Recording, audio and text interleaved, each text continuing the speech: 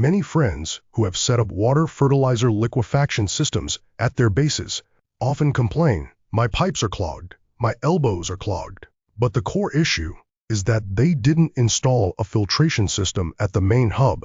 Today, we've come to Huawei's production workshop. Let's go inside and take a look at what Huawei's sand filter looks like. Let's go. First, the material. Color-coded rigid piping. Listen to the sound here. Look at this side.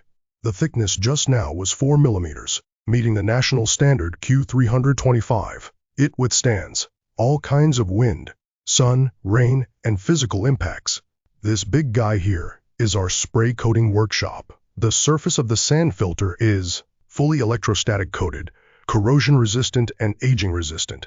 After 10 or 8 years, you simply won't see any signs of wear. Second, let's look at its filtration precision. Twigs, leaves, debris, and organic impurities. These are all hidden hazards in irrigation systems. The built-in precision filter mesh has nearly 40% more filtering capacity than conventional ones, with a larger filtration area.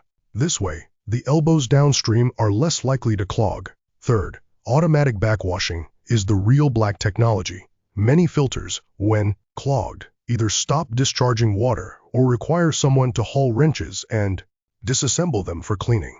A huge hassle for large bases.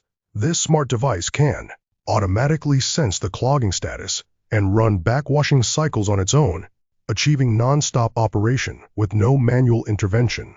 So, as I always say, when buying an irrigation system, we must never just look at the price of a single elbow, a single pipe, or a single valve. We need to look at the entire system. So what makes Huawei exceptional? It's exceptional because it has fully developed and manufactured the entire irrigation system, from field pipeline networks and terminal emitters to the networked control system, entirely in-house.